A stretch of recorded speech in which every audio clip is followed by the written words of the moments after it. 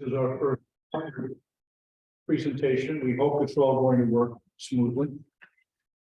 And please bear with us if we have to work some bugs out.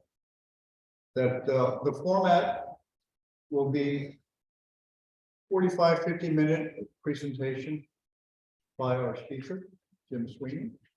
And then we will open up to questions. In a moment, Lou Gallardo will explain for the people who are watching remotely how to use the Q&A function. But as a very practical matter here, restrooms are straight down the hall.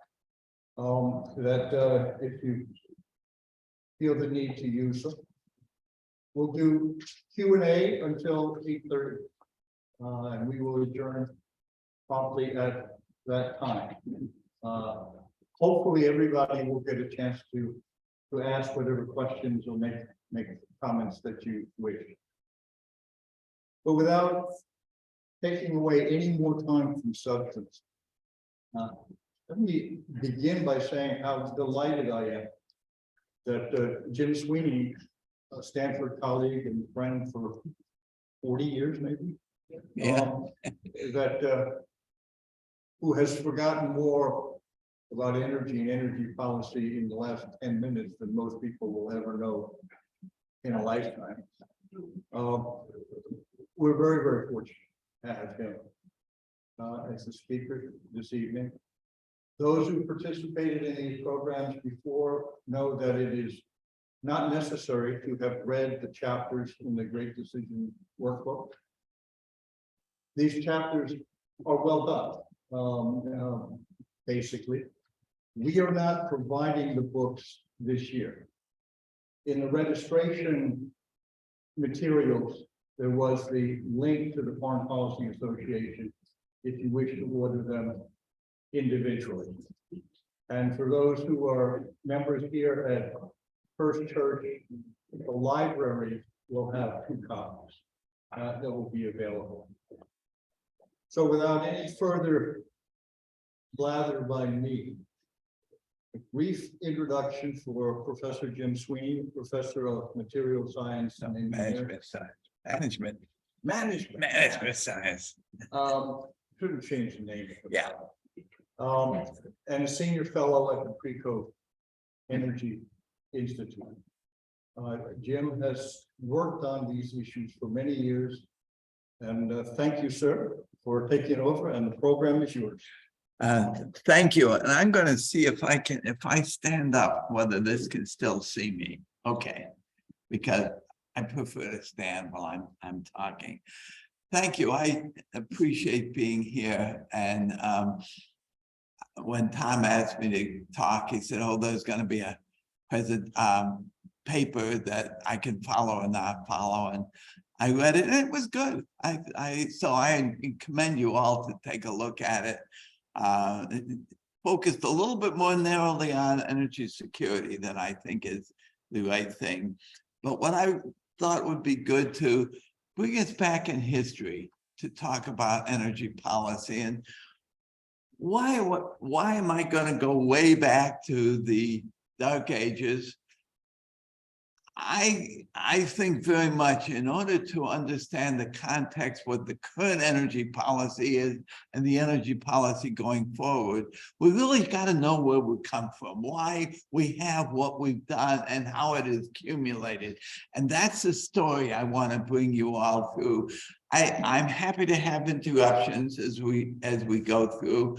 And if the interruption sounds too argumentative, I'll shut you down and I'll keep going. So I'm calling it Making Sense of Energy Policy. And sort of how do you think about it? When I like to think about energy policy over the years since about World War II, there's really been 3 sets of ideas that have been, 3 sets of goals that have been dominant in the thinking about energy policy. I'll talk about economic efficiency and equity, having affordable, abundant energy, We use energy for everything we do. There's virtually nothing we do that doesn't use energy. So we want it to be abundant, but we want to have a sense of fairness of it. But we want it to be environmentally protective, protective of the climate, air quality, water resources. And we want to be secure. We want to have predictable energy system. We want to be resilient and reliable. And I'd like to rearrange these a little bit into what I call the energy policy triangle. The energy policy triangle, just to sort of summarize, it's just a mnemonic device that I would like to use to remind people of, these are the big three. There's probably a few other things that are in there, but these have always been the big three things that have been part of energy policy, which is dominated by these issues over time, but which are most important has changed over time, and they've changed often by big international events, or big domestic events that have changed our perceptions and therefore changed the energy policy, the attentions. But sometimes this change process has been stymied by the political push and pull between the two different parties. And I think you've probably seen some of this now. So I want to go back to after World War II. After World War II, energy policy in the United States was really simple. It's just you needed energy for the economy to grow. So you wanted to pump as much oil out of the ground as you can in order to help the economy grow, pull coal out of the ground. That was the engine.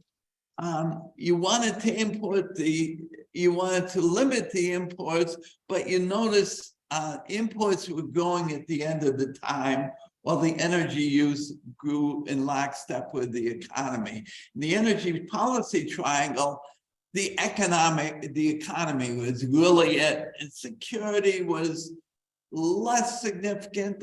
President Eisenhower was worried about the growing imports of oil as a security issue, and the environment, nobody paid any attention to that in terms of the energy system.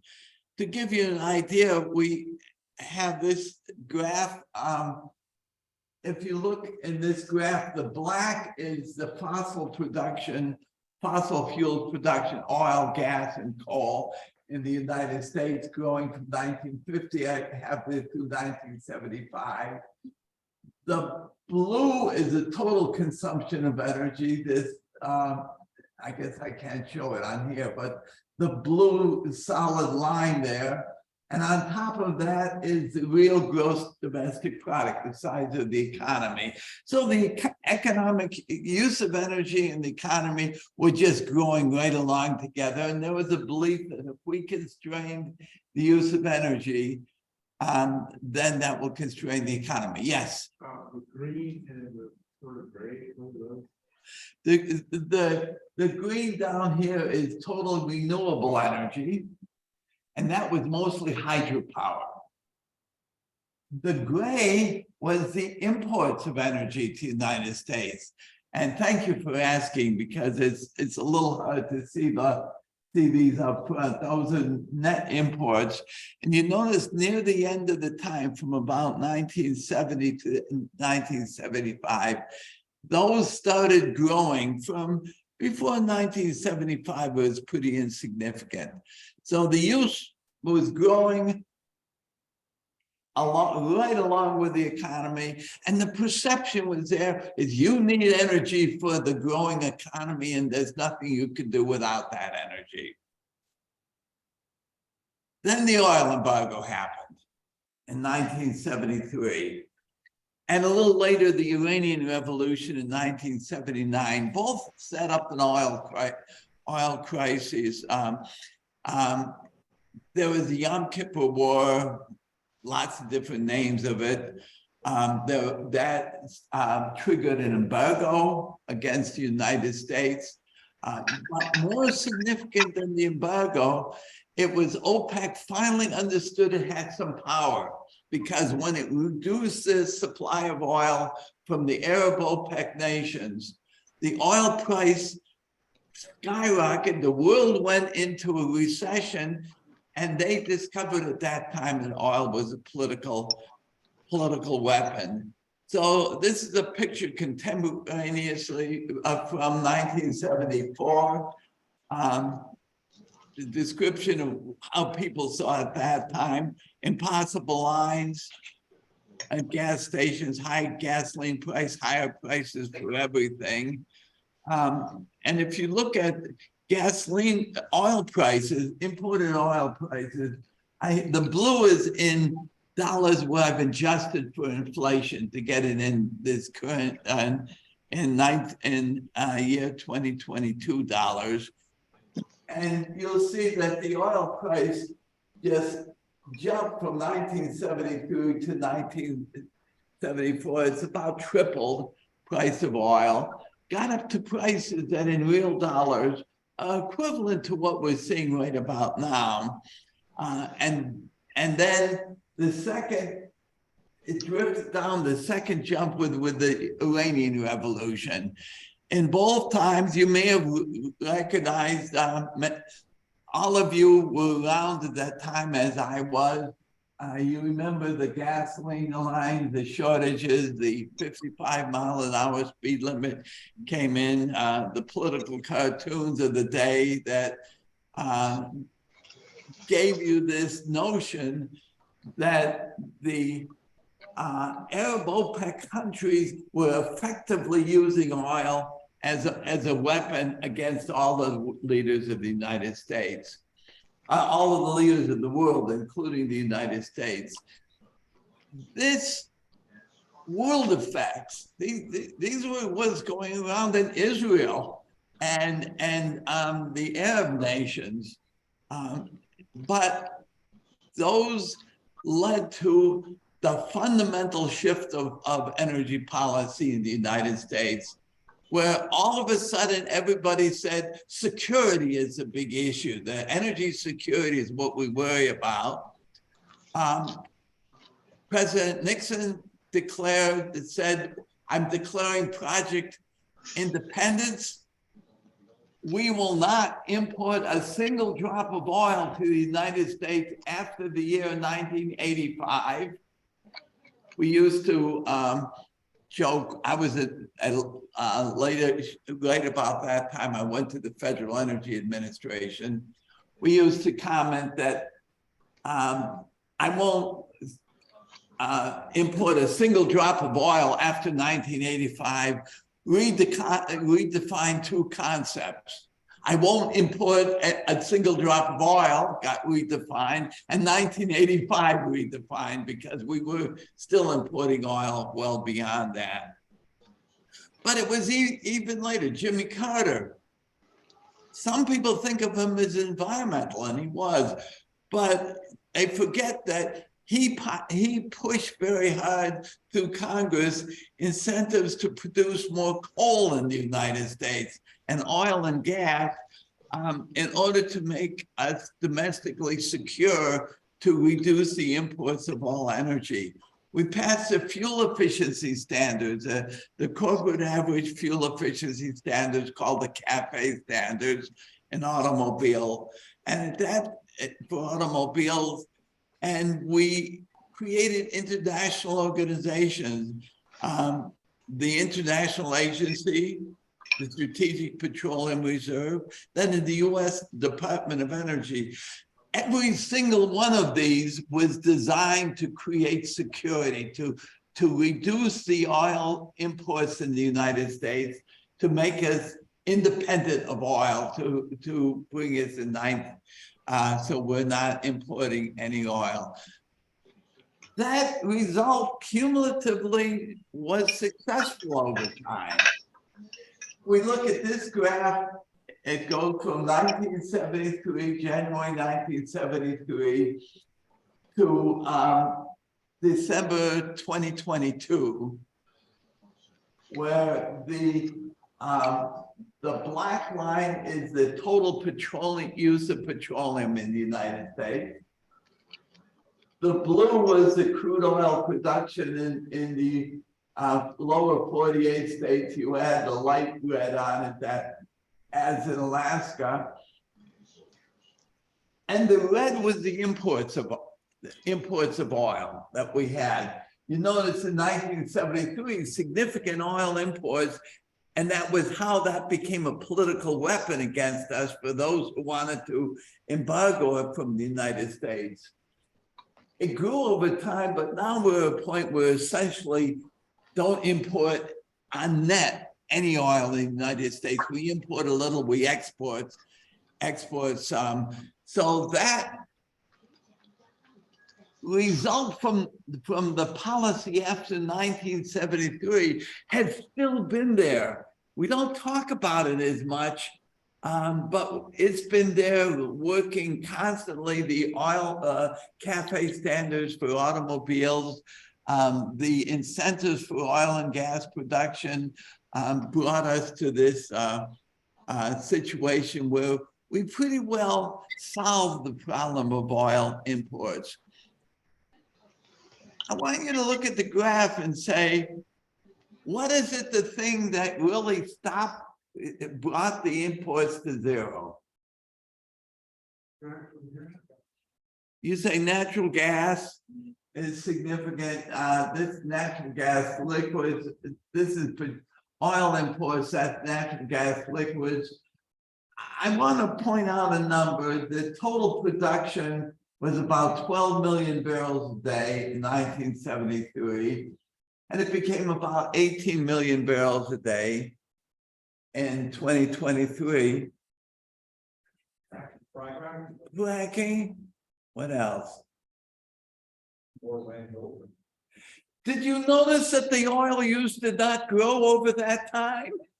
Exactly. But the economy did.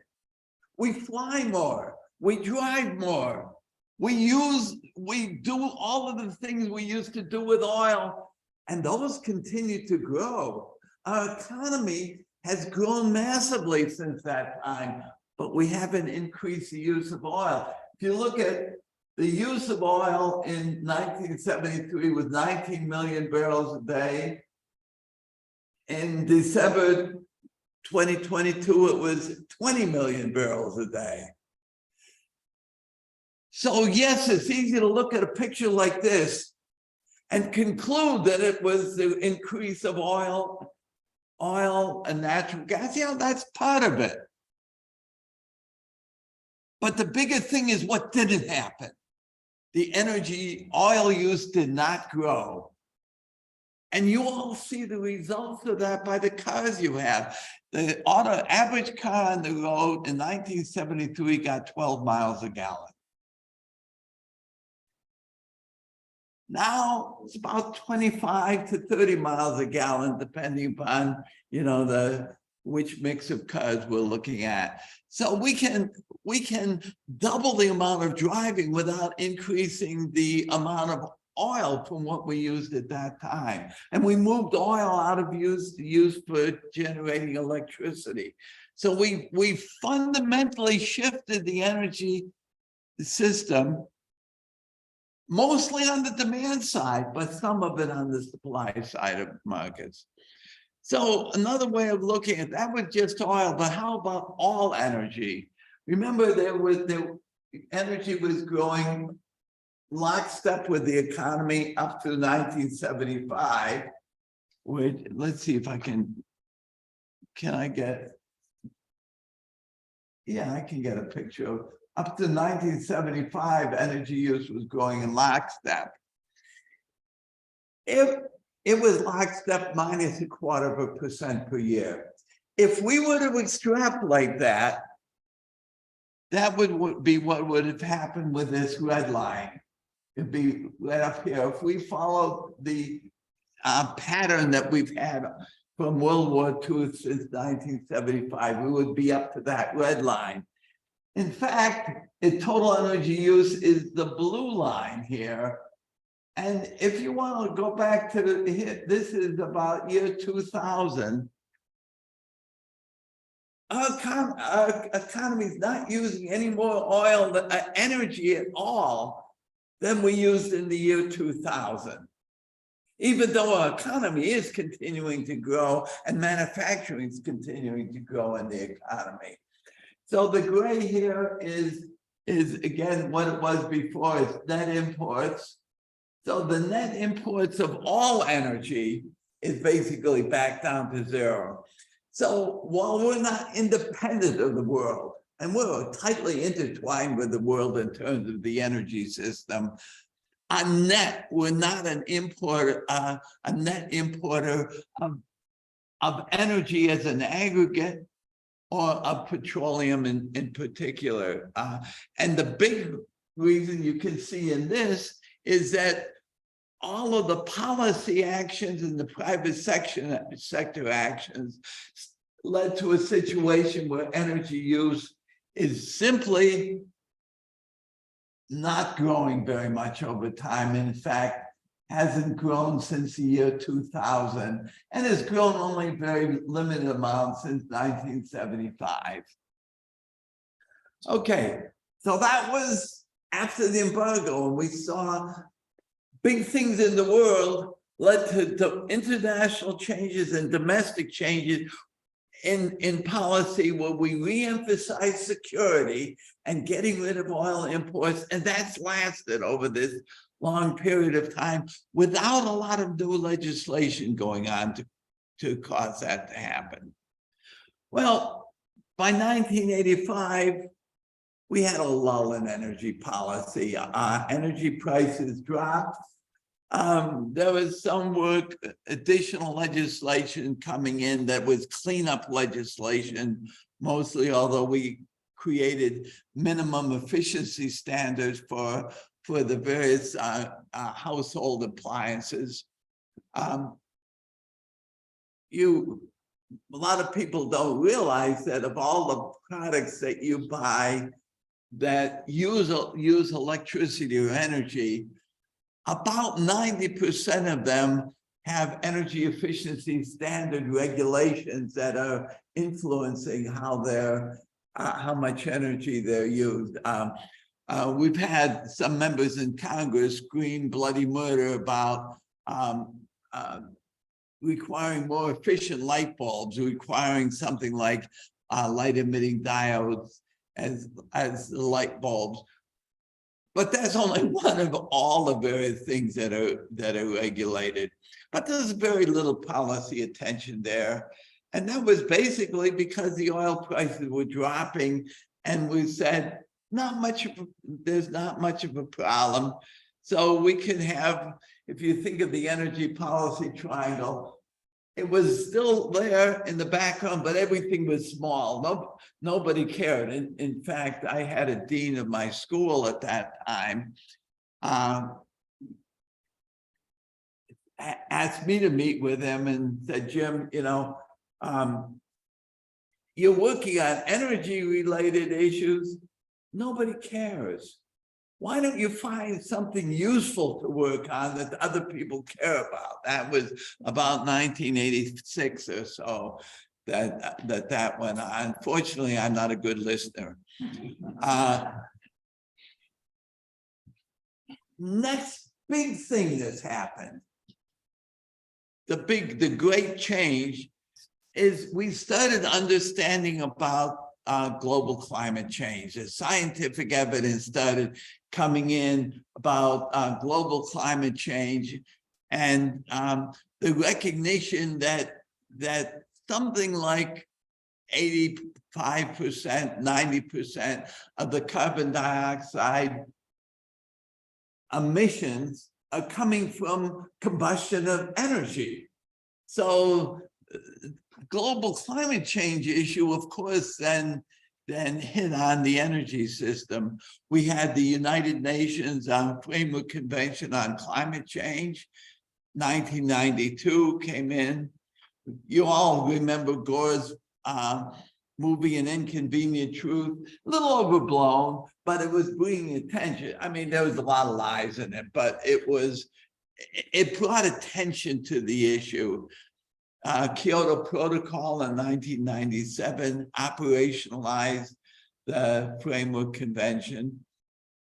So those were happening up in the world. And so in the US, energy policy really from 1990 until recently, if you look at the energy policy triangle, we still look at the economy and security, but security has been almost completely downplayed. And environment was become really the massive thing. Whoops.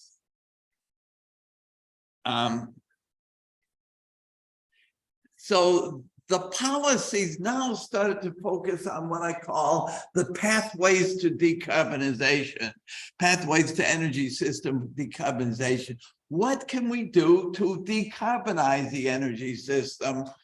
And that's been the focus of the energy policy dominantly since about 1990. I view 4 pathways that we think about. I'll call it energy efficiency, end use substitution, low carbon energy production, carbon capture and storage. And I'll go through these a little bit. Energy efficiency, light emitting diodes. If anybody has incandescent lights left in their house, get rid of them. Do an LED, you'll get a better quality light that you won't have to change it nearly as much. You go the next 5 or 10 years before you have to change it. And you cut your use of electricity in there by a factor of 8 to 10. So very energy efficiency. We now have motion sensing switches that turn on and off lights in industrial buildings, commercial buildings, not as much in homes, but in a lot of homes throughout. Used to be in cities, you'd see big commercial buildings and the whole thing would stay lighted up all night, or all floors were lighted up all night. Now individual offices are turned on and off. This is a way of saving energy. Building insulation, high efficiency furnitures, more fuel efficient automobiles, as I mentioned earlier. Industrial processes have been much more efficient. For doing roughly the same things in the industrial sector of the economy, we use about half as much energy as we did in the 1970s. Okay, so energy efficiency, first pathway, there's been continued technological process, behavioral interventions, and so forth. Second, fuel switching. You gotta, if we look at what sectors in the US economy emit carbon dioxide, about a quarter of it is transportation, quarter of it's generation of electricity, about a quarter of it's industry, and then we have a little agricultural, commercial, residential all together. So what we do in our homes is actually very small potatoes in comparison to these other uses. How we move, how we drive our cars is really much bigger than what we do in our homes for carbon dioxide. But when I think about fuel switching is moving away from direct use of fossil fuels to things that use electricity or hydrogen. We have electric cars, electric trucks. We have hydrogen filling stations on some cars that Toyota brings up. Fuel switch. We're having electric trains. Caltrain will be electrified at some point, moving it away from diesel. That's an electric airplane. No, it's not very practical yet. You see all of these down here, those compartments. all these things where you say, good place to put people. No, that's where we keep batteries. There's no room for people in there. So it's experimental. But we're starting to figure out, can we move away from direct use of fossil fuels for transportation? If you look in residential, electric stoves and the new electric stoves, inductive heating is not like the old type that has a coil that slowly turns red when you turn it on. You burn your fingers if you're not careful. These are just a much better use of it. And in Palo Alto here, if you have new construction, you have no choice other than to get this.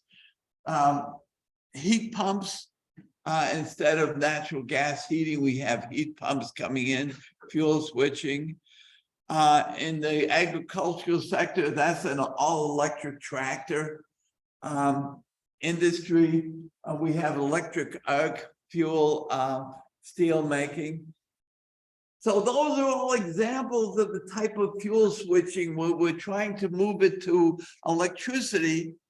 Now, electricity may not be very clean yet in some states, but it is getting cleaner over time. So it's a combination of moving to electricity, making that cleaner over time. If you're in California, it's very clean electricity. If you're in Ohio, it's pretty dirty electricity, but even in Ohio, it would be getting cleaner. So that's fuel switching. Third, low carbon. There's lots of low carbon ways of generating energy. We have up here,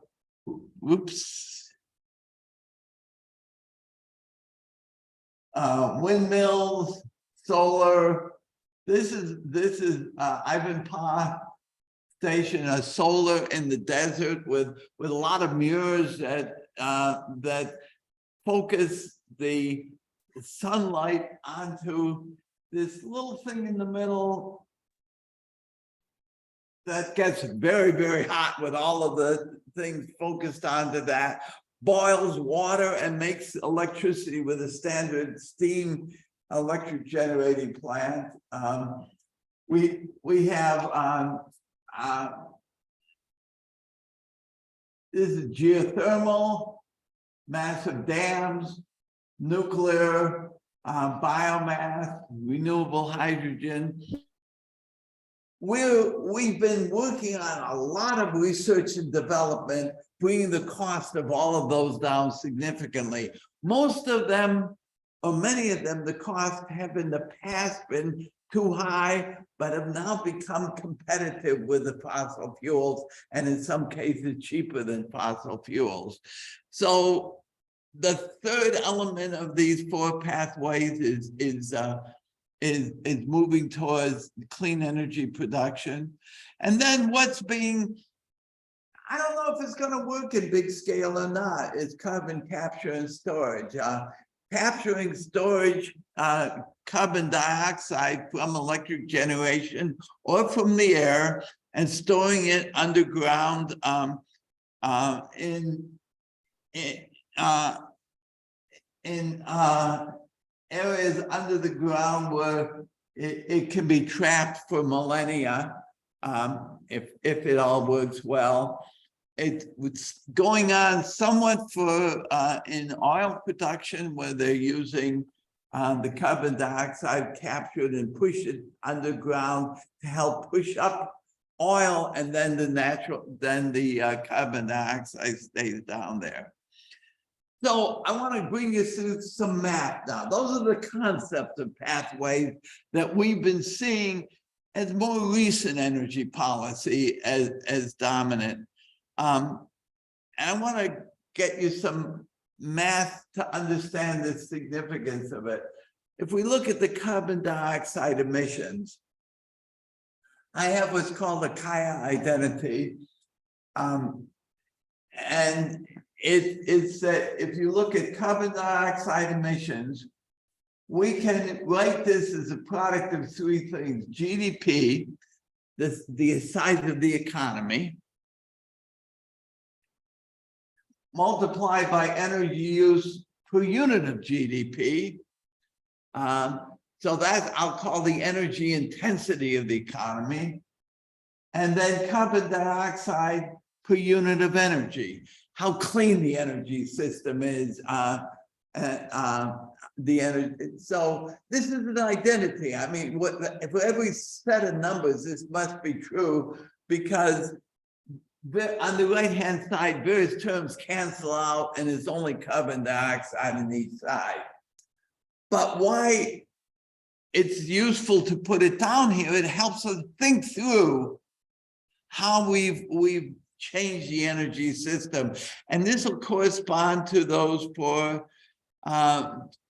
pathways.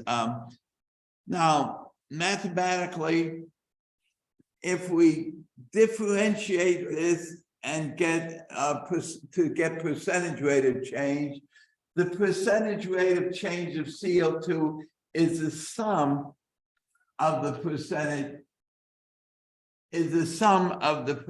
rates of change of these other three things. So you can add up the growth rates together, add up the growth rates of the economy, plus the growth rate of the energy intensity of the economy, plus the growth rate of the carbon intensity of energy, and that will equal the growth rate of carbon dioxide. So we can decompose it and see really what's been significant, what's been important over time quantitatively for cleaning up the energy. So energy efficiency reduces the amount of energy use. So that influences the energy per unit of GDP. End use substitution changes the amount of carbon dioxide per unit of energy and may change the energy use per unit of GDP, the energy intensity. Clean energy production means the less energy, the less carbon dioxide per unit of energy on the average. And then carbon capture and storage means that carbon dioxide doesn't go in the atmosphere, so it's cleaning up the energy system. So I'd like to plot this over time, but I'm going to show you first only the first time before the energy crisis, from the year 1960 to 1973. So you see how to read this graph. The blue is the annual rate of change over that time period of the energy intensity of the economy. So during those 13 years, the energy per unit of GDP was declining only 0.25% a year. The red here is the carbon intensity of energy, how much carbon dioxide is released per quart of energy. And that was decreasing on the average only 0.25% per year. So you add the two together to get the green bar, and you get the carbon intensity of the economy. The economy as a whole was getting less carbon intense by 0.5% a year over those 13 years. The purple is the rate of growth of the economy. So you add the rate of growth of the economy to how much per unit of the economy is cleaning up, and you get the black thing, and it says that the carbon dioxide released into the economy was increasing at the rate of almost 4% a year during those 13 years. It was setting the seeds for global climate change back then. So does everybody have a sense of how to read this? Now I want to go a few years in the future and point out a number of elements of this. I have this organized by presidentially, by different people that were president. This is up to Bush Jr. And I want to point out a couple of things. Look at the blue, the energy intensity of the economy. Under most presidents, it was declining in the order from roughly 1.5% up to 3% a year, averaging almost 2% a year from 1960 on. And so something that churns on at 2% a year over decades and decades makes a big difference. And that's why what you saw was the flattening of the use of energy. The red, the cleaning up of the energy system, not so much. We weren't getting a cleaner energy system over that time. Sometimes it was cleaning up by about 0.25% a year at that time. And that continued on, got a little slower, went down to 0 under the Clinton administration. And it was down all pretty low. So the green says, look, we were decarbonizing the economy. What the purple says, the economy was growing faster than we're decarbonizing it. So the bottom line is that you get the black, and for most, under most presidential administrations, the carbon dioxide emissions of the United States was growing over time. I stopped at Bush this year. But let me look at two subsequent presidents, where it's actually subsequently very different under both Obama and under Trump, which may surprise some people. First, this is the first time we've had the energy system getting cleaner over time. Under Obama, about a little over 1%, 1.5% a year. And under Trump, about 2% a year. This is under the Trump administration, when the energy system cleaned up faster than any other president. Now, just so you don't think I'm lauding him too much, he didn't try to have that happen. He tried to stop it from happening. But this is mostly now the private sector moving ahead based upon all of these policies that were set over the last 40 years before that, that still have been in effect and making a difference. Second, energy efficiency, energy intensity still kept declining in the order of 2% per year.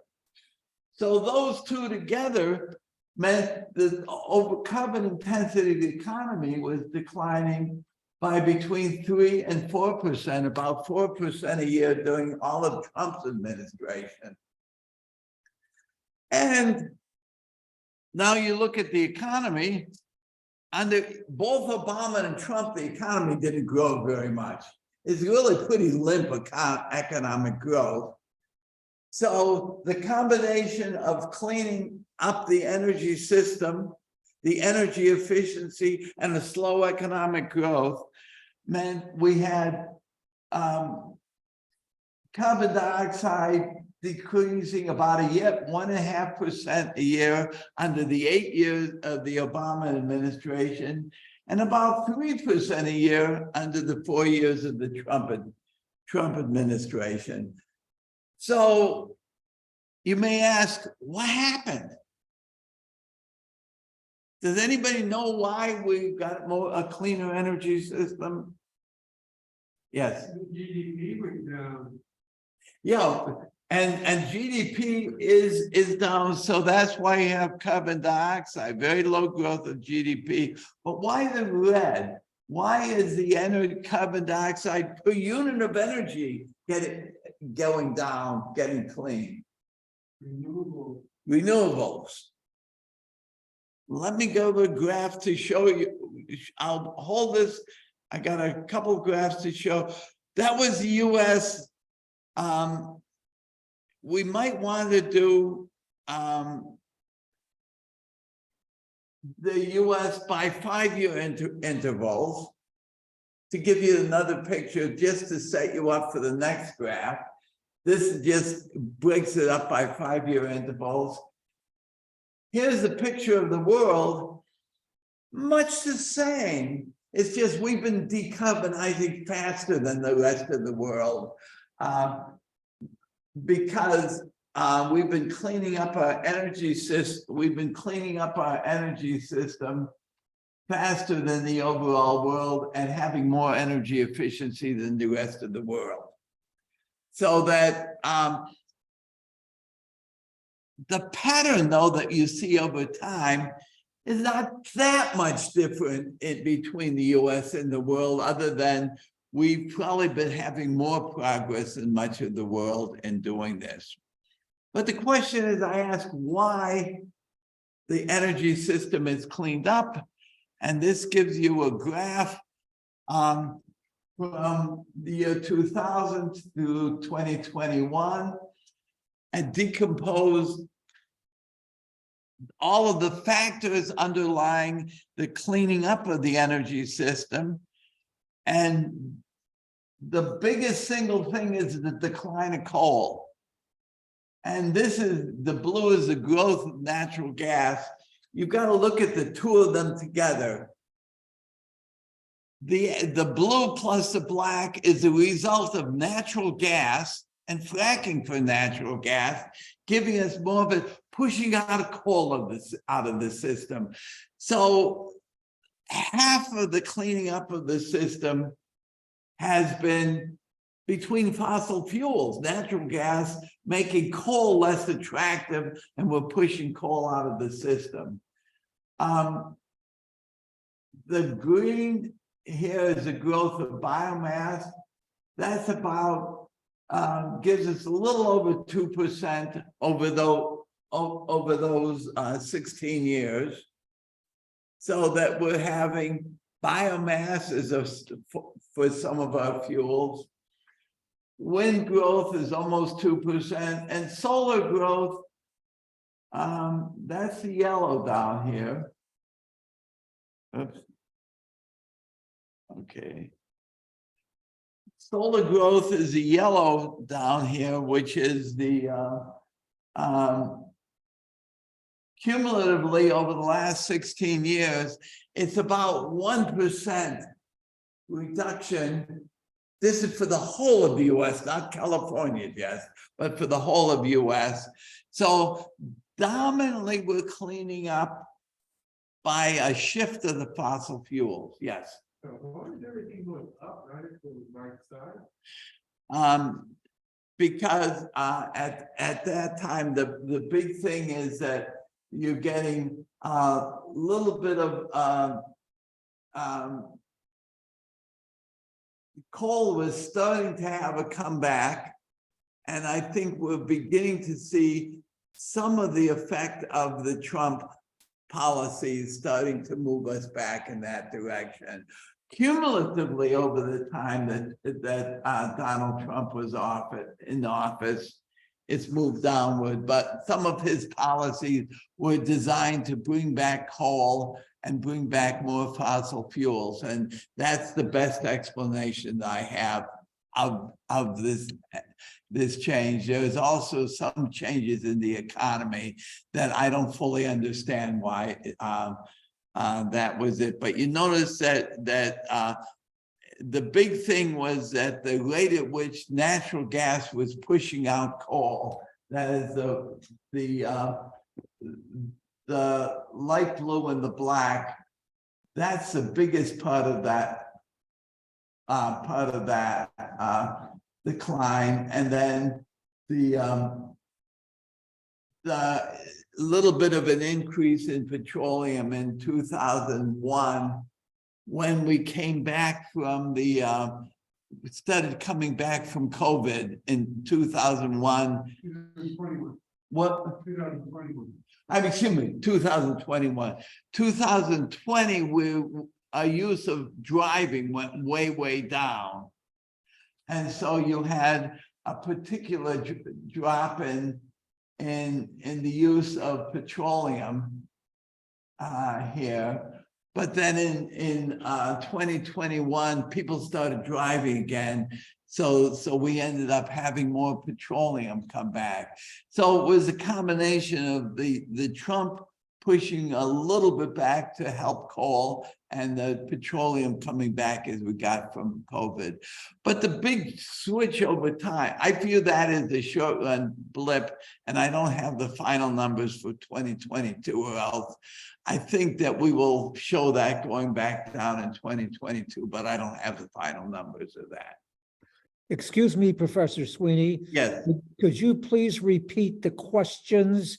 Oh, We're okay. having a hard time hearing the questions. Thank you. I'll repeat the question. It said, why in 2021 do things start turning back up instead of the trend of it decarbonizing year after year? 2021 seemed to reverse the trend. And that was the answer to the question, why we reverse the trend. Thank you for reminding me. So what about recently? Things have happened since year 2020. Big things in the world. Two things that told us that we've got to start remembering security again. It's not just the environment.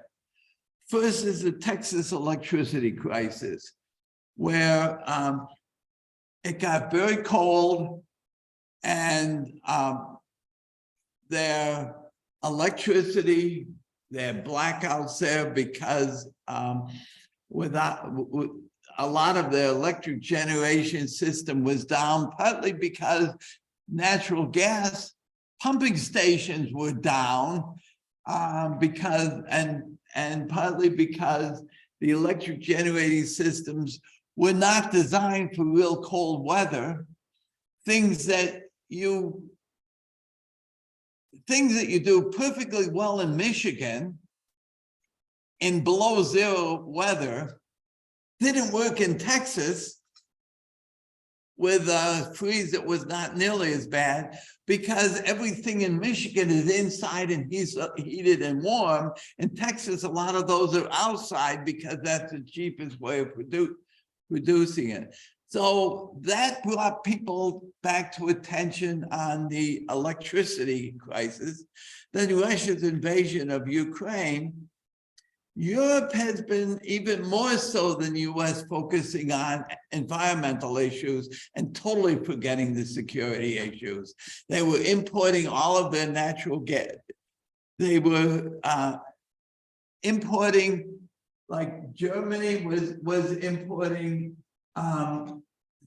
somewhere between 60 and 80% of its natural gas from Russia. Czech Republic, Slovakia, Hungary were importing more than 80% of it from Russia. So they were vulnerable to Russian use of energy as a weapon. And it was harder for them to use their energy as a weapon against Russia because they were totally dependent upon Russian natural gas. And this one, by the way, is from Carolyn Kissane's article that you want to read. So we've seen now that in Europe, there's been a lot of reversal of their actions that said, all we care about is the environment, to try to recognize that their security is an issue. For example, they built a lot of natural gas, liquefied natural gas receiving stations so they can get liquefied natural gas exported from the United States into Europe there. Then we've seen the electric system attacks. The first one of them was on the Metcalf power station down in either San Jose or Santa Clara.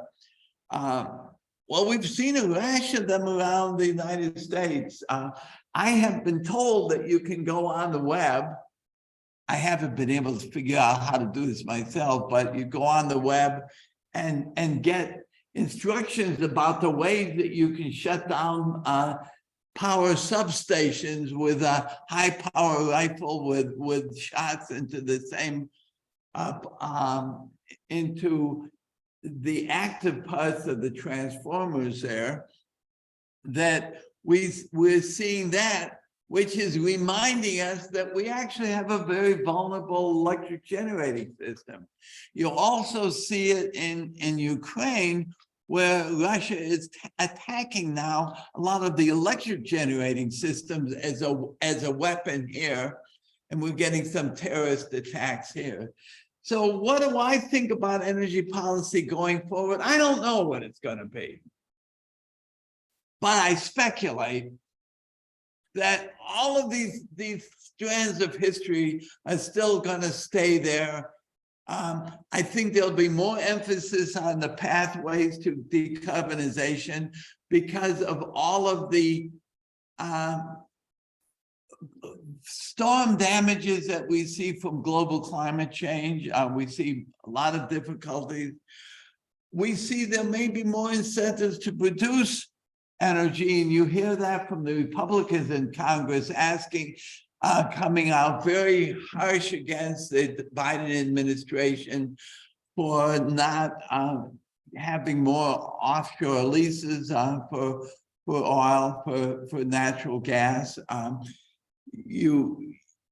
So there may be some incentives to produce energy, but in the most recently absolutely misnamed act, the Inflation Reduction Act, which stimulates the economy so it doesn't reduce inflation, but is basically an environmental action, large incentives for clean energy production.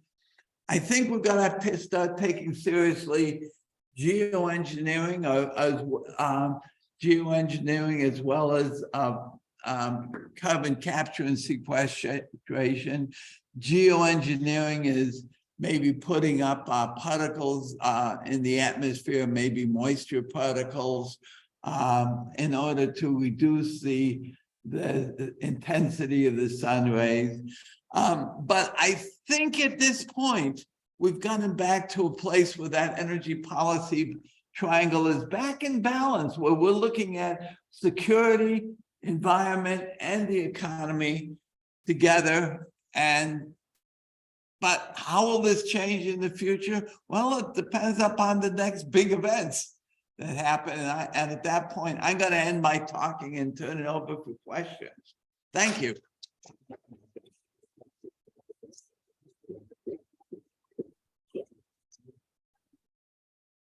Thank you, Jim. That was terrific. I think we'll start with questions here in the room. And then after we take a couple here, we'll go to Lou and the online participants. So if you have a question, raise your hand. Scott will bring you the microphone so that the remote folks can hear you. I noticed that you haven't mentioned nuclear. Is that off the table? No, it's teetering on the table. First,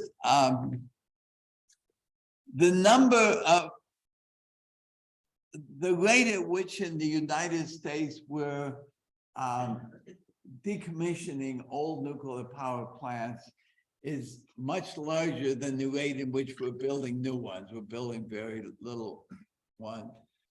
And that's for a couple of reasons.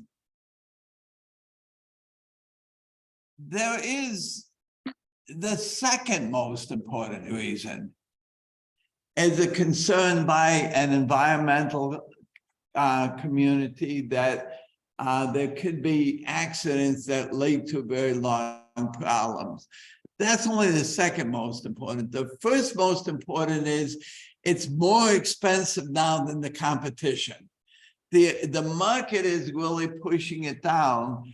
You see that even for existing power plants in California, the cost per megawatt hour being generated on average is higher than the cost of generating electricity from wind and solar. Now, I gotta be careful about that. Nuclear will generate baseload power. It'll just keep chugging along and always producing it. The solar will produce only when the wind is, when the sun is shining, and the windmills only when the wind is blowing. So they're intermittent. So if you take into account the intermittency cost, nuclear of existing plants is not more expensive, it's probably cheaper. But now if you have to build a new plant and put this massive capital cost, that's made it more expensive. So in the places like New York and Ohio that are keeping their plants, they're doing it by having special subsidies for the nuclear power plant so it can compete with natural gas, because natural gas is definitely cheaper than nuclear power. What this depends upon, though, is what will be the technological advances in nuclear power.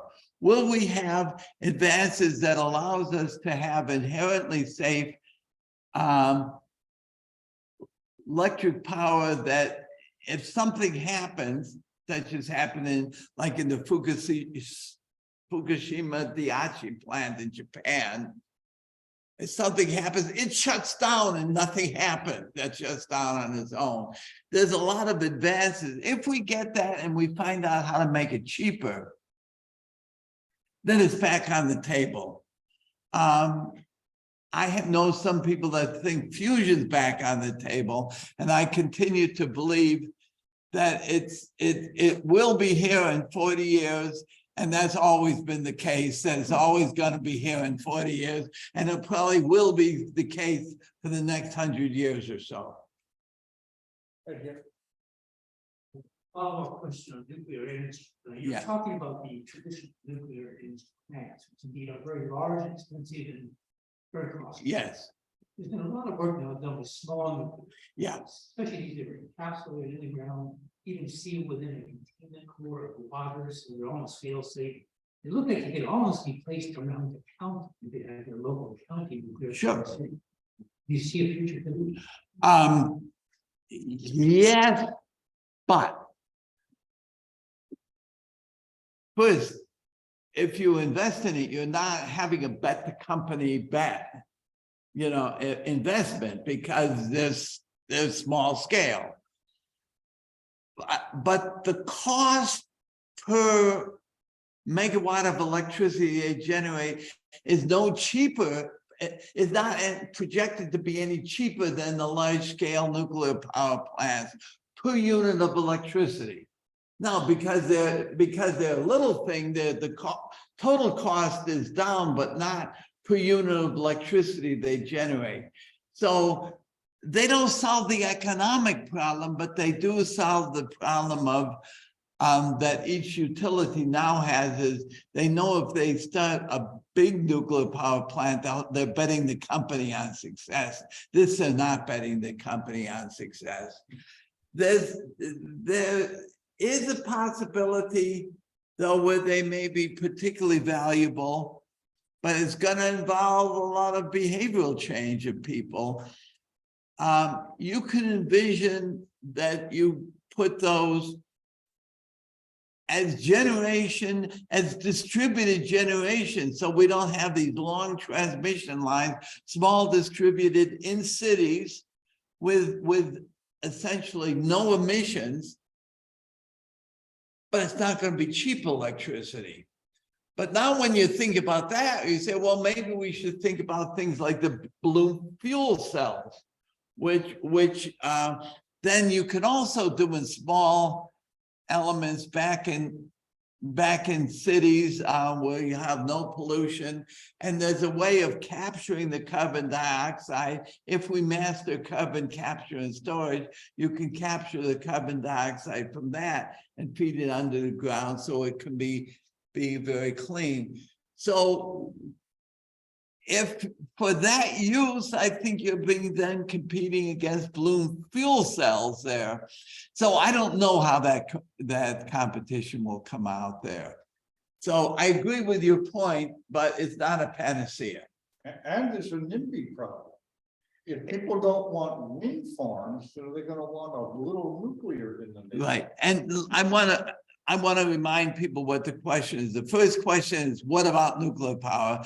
The second one was, well, you're talking about conventional large fusion plants. How about the small modular nuclear reactors? And that's what I was answering that time. No one in here? Is that Bob there? Are you? I mean. Oh, okay. With the mask on, you look like Bob Taylor. Okay. Go ahead, Nate. Yeah. Nate? I'm trying to do it. Sure, anyway. Well, I'm hearing more about using car batteries to put energy back into the grid during times of demand. How do you feel about that? Ambivalent. First,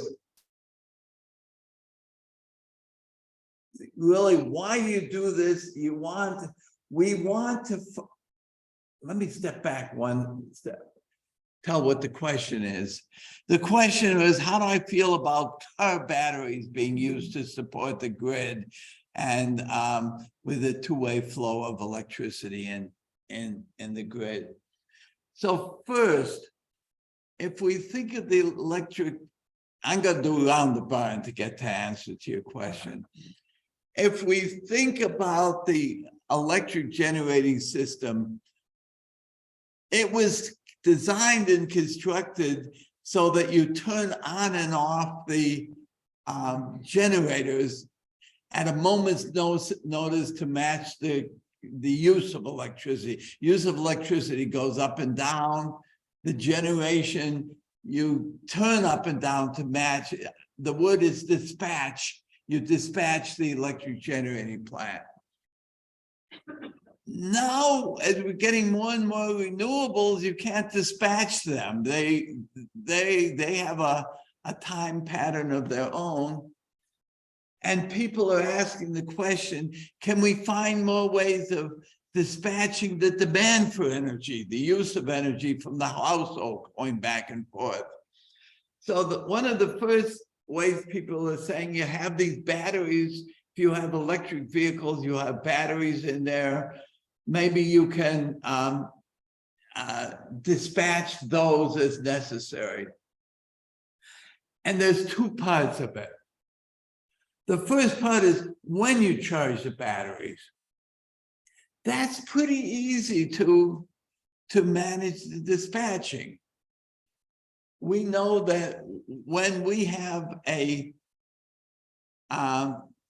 biggest stress on the electric system is between about 3 in the afternoon and 9 and 10 at night, when the sun is going down and the solar power is going down.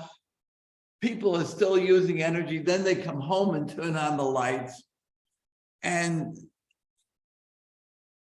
they bring their electric vehicle home and plug it in and charge it. That's the first place where we can, by managing that, have great gains. That is, we can build software into the charging system so that you plug it in and nothing happens until 11 or 12 at night when there's plenty of power, and then it starts charging while you sleep. Except for those nights where you say, I'm going to want to pick up my granddaughter at the airport at midnight, so I want it all charged. Then you put a switch and override that so it charges there. So you have, I think we have a great ability to manage the rate of charging. In fact, there's one of the companies, one of my students started up called Weave Grid. It's set up around here, a new startup. That's a business model to do those things.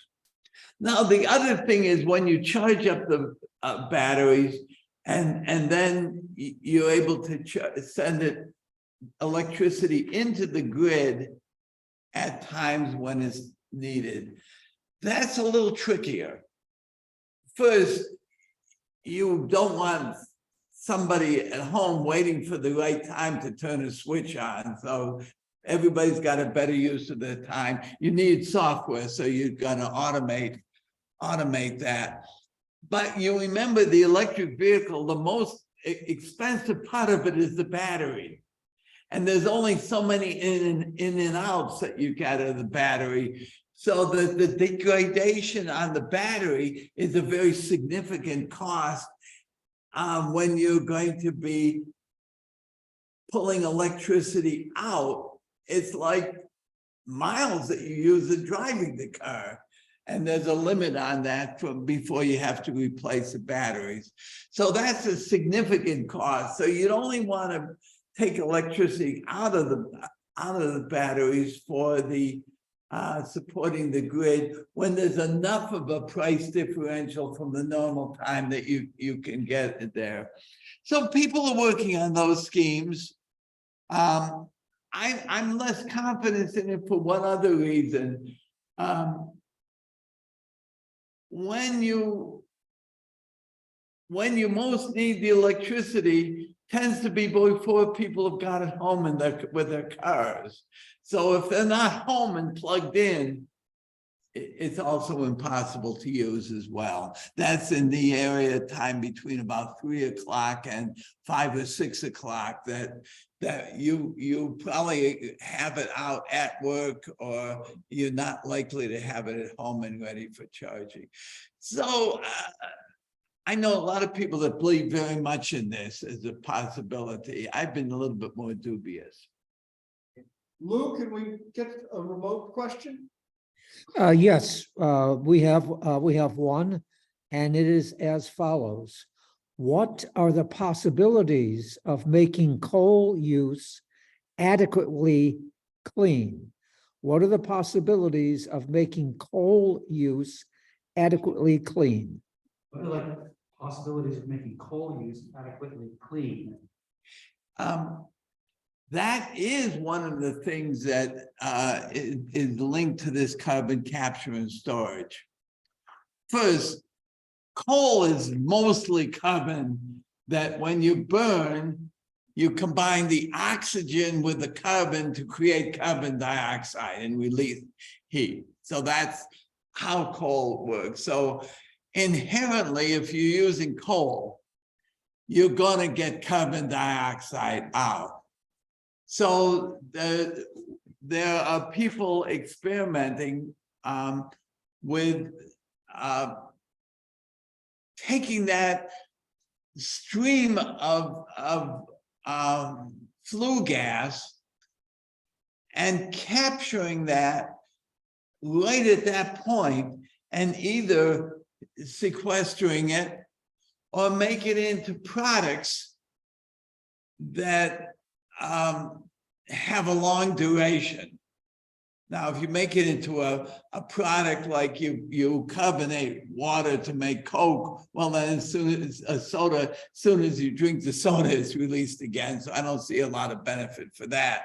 But if you put in a product that stays a very long time or permanently, for example, solidify it into essentially building materials that be in building, that could work very well. And there's a company right here in, I think, Menlo Park or Palo Alto that is working on that as a technology of air capture. The other way you may do it is the difficulty of that, to get a little technical, is you still have a very large fraction of nitrogen in the stream. So you've got to separate the carbon dioxide from nitrogen. But if you feed pure oxygen into the combustion, instead of having air and supplying the oxygen in combustion, but you just put pure oxygen, then the stream you get out is just oxygen and carbon, and get carbon dioxide.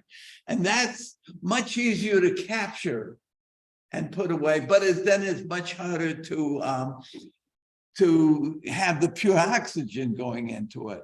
So those are all possibilities. And I do not discount those as possibilities. I know there's people are working on companies to try to make that all happen. At the end, whether it's going to be as successful is a combination of whether you can make the technology work well and what the cost will be. All of these are costly schemes. And if you're now comparing it with wind and solar, not wind and solar now. Wind and solar in 20 years, when these technologies are advanced and the cost curve has gone down for wind and solar, that's what the competition is going to be. So I don't know what that competition is going to be out there in the future, but I think there's going to be an economic issue that will help determine which of these is going to matter, be used. Lou, do you have another question? No, that was the only question online. Okay. Welcome. And I want to say, hi, if this is Denny Smith that I know, hello. Jim, really interested, if we build out wind and solar 20, 30, 40 years, unless we maximize wind and solar possibilities, as we develop the system as well as the fossil fuel industry has been developed. Is that such a big deal that they're intermittent, that we then have, you know, wind and solar, I don't know, producing about some, I'm gonna say the number 80% of our Wait needs. till there's a minute. And when it's not available, we go to hydro, we go to coal, fossil fuels for those times when they're not able to do, you know, the wind doesn't blow, the sun doesn't shine, but most of the time they are providing that 80% that we. I don't know if that makes sense. Yeah, can you say, can we work with a system where it's 80% wind and solar and just augment the rest with natural gas or something else, or batteries? You store them in batteries or other sort of storage and bring it out. We probably can. It gets down to cost again. It's again in this energy policy triangle. Can we get security by having the batteries? Can we get it as a cost, because batteries are expensive now? So this depends upon reductions in the technology of batteries. One other technology we've got to pay attention. I mentioned one's the geothermal. You saw the geysers geothermal, but that's really not the limit of the type of things where we can get geothermal power. The geysers is really very hot water. Steam is pushed up right now, but there's a lot of underground. It's all very hot once you get down far enough. So there's people who are working with technologies. There's a company, I guess most of its headquarters is, I think, Mountain View here now, that is looking at a closed loop geothermal that would be able to be used. So the bottom line is, if you have a combination of all of those at some time, can we generate basically all that we need and be all safe? The state of California is betting that we can, because there's a mandate that there's a state law that say we must at some time, I don't remember the exact year, after the year that we must have all new electric vehicles in the state of California. So it's going to be a cost issue. I don't think we could do it right now at the state of the technologies to make it viable. But in 20 or 30 years, I don't see in principle why we can't. But I don't know. I know for sure. Oh, we talk about the difficulties of batteries and storage. I mean, traditionally, we use a geoposition of two bodies of water, one higher than the other. Yeah, But that's just pump up, and we need to live like that. People are now looking at ways of doing this almost like heavy weight that you allow to drop down when you want electricity. And you have excess electricity, wind blowing, the sun is blowing, you pull that weight back up, like a pendulum. What do you think about that kind of energy storage? I've never seen a gravity storage of that type. The pump storage is a well-known technology. Even when I was growing up in Connecticut, Candlewood Lake was a pump storage facility for Connecticut Light and Power Company. So that's not a new concept, being able to, when you have excess electricity, pump the water up to a high level and then bring it down when you need it. The problem is it takes a lot of land, and it takes a little of a geographic area that will hold the water. Plus you need two bodies of water. And you need the two bodies of water. Well, you create a body. One is you've created, the other you have a lower body of water. But there's a limit on the geographical opportunities for doing that. But the one where you have a big weight that you could use, this is the first time I've heard of that technology. Now, I've seen a lot of technologies had to do with a weight, and it was a perpetual motion machine where the weight was, one weight was lifting the other. You're not talking about that. You're talking about a storage and bringing it down. That I've never seen to do.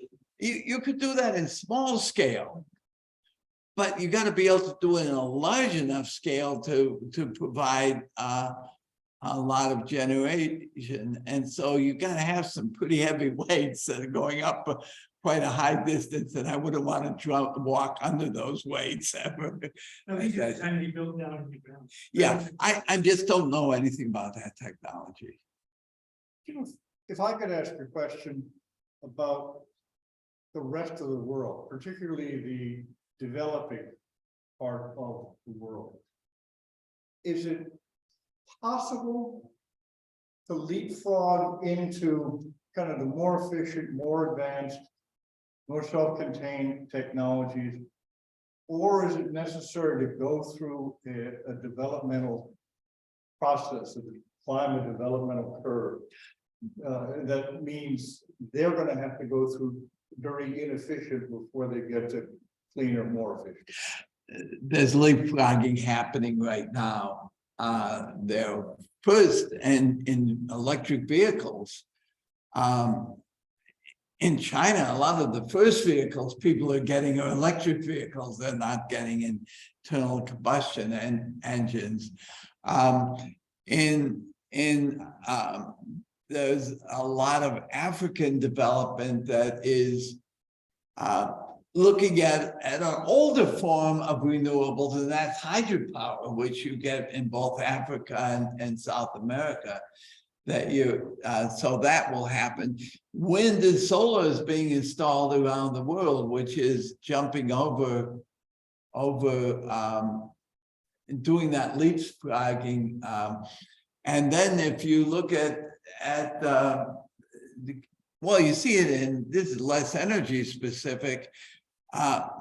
In the developing world, nobody builds landlines. They have cell phones for all the communication, which is the leapfrogging of that. So, and as you know more about development than I do because of your professional background, but when a country is developing, there's nothing in principle that stops them from access to some of the newest technologies around the world without forcing them to go through the old technologies. So I think you're seeing it right now. Are there any more questions in the room? We do have a message online, and this is Professor Sweeney. You have a hello from Dennis Smith. Oh, hello. Hi, Dennis. Say hello to Ellen. Let's take one more out of the room. If you don't have anybody else. Yes, there was one here. Jim, one of the length of your three-legged stool, there was security, and your examples, in my understanding of it, is a lot of that security issue was around fossil fuel and the dependence on that. As we've developed these more dynamic, multi-hybrid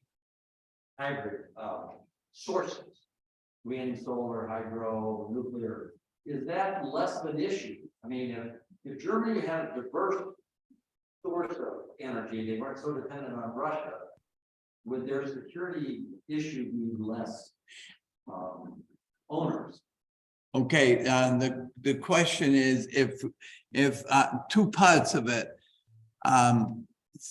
It said that my security examples were based upon fossil fuel issues. And so if Europe were less dependent on Russia, would they, natural gas, would they be more secure? If they had lots and lots of wind and solar and generated it all in-house, they would not have that source of international insecurity, and Russia could not use the energy as a weapon against them in the same way. So that would help them. It doesn't have to be just use of fossil fuels. It has to be more indigenous.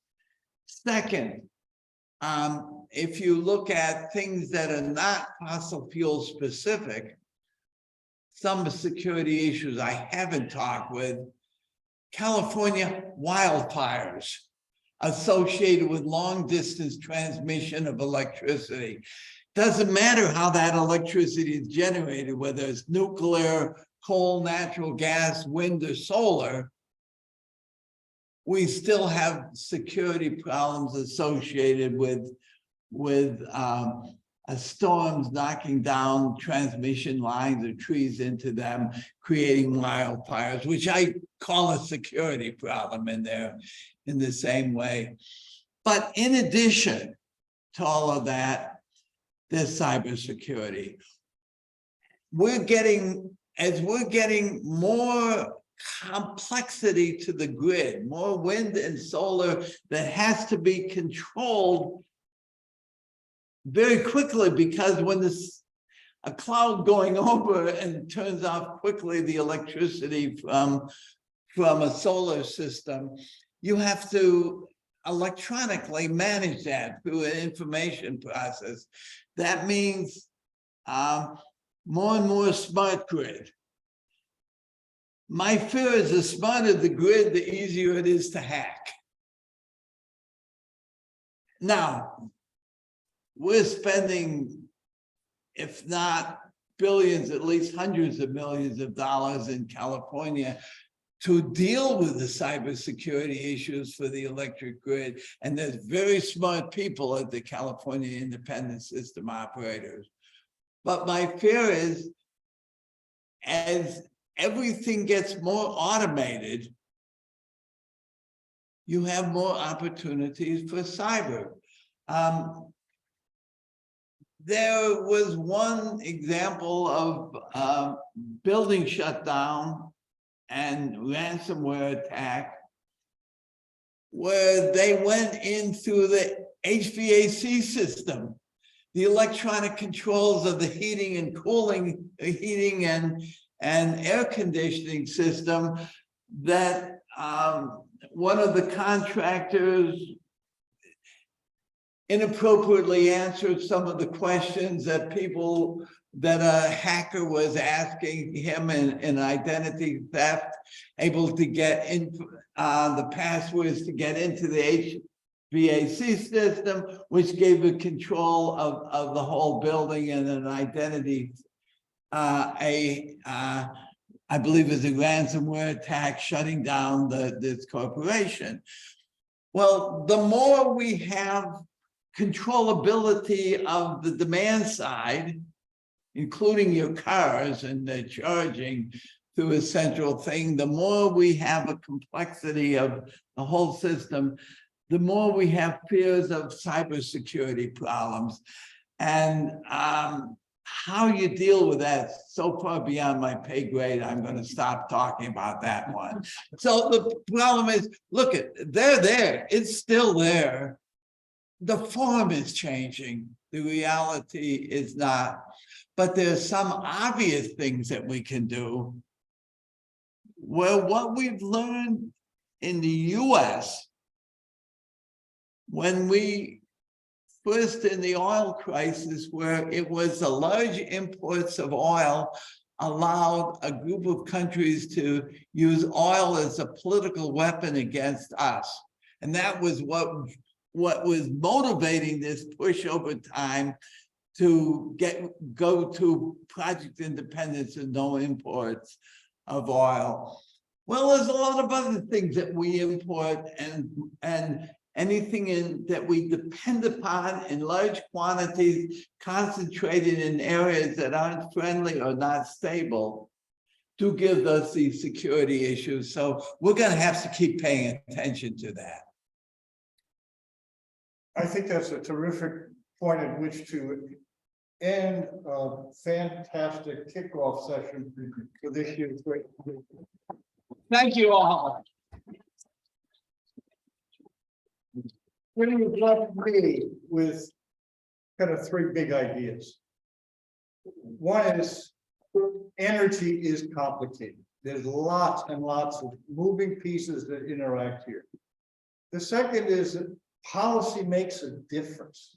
The laws, there's a lag time, but the incentives to become more efficient, to adopt particular technology, they work.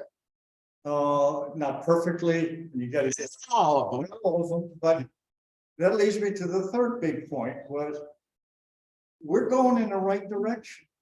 There are reasons, lots of reasons for optimism about managing energy related problems. And I hope you intended to leave us with that kind of optimism. I absolutely did. See, I'm often told by people, we don't have any coherent energy policy, it's all mixed up. I think that's wrong. I think it's not all completely coherent, but there's a big picture that's been relatively coherent since 1973, and it is in the right direction. Now, is it moving rapidly enough in that direction? No, but at least I think the right direction. So I agree I think you picked up the big points correctly. Well, thank you again, Jim. Next week's topic is China and China-US relations. I will be the speaker. I get to do something I've worked on now, not quite 60 years. Thank you all of those who joined online. Thank you for those who joined us here in Colstead Hall. And hope to see all of you back here next week. Thank you. Bye-bye. Thank you. Thanks. Happy to do that. Let me take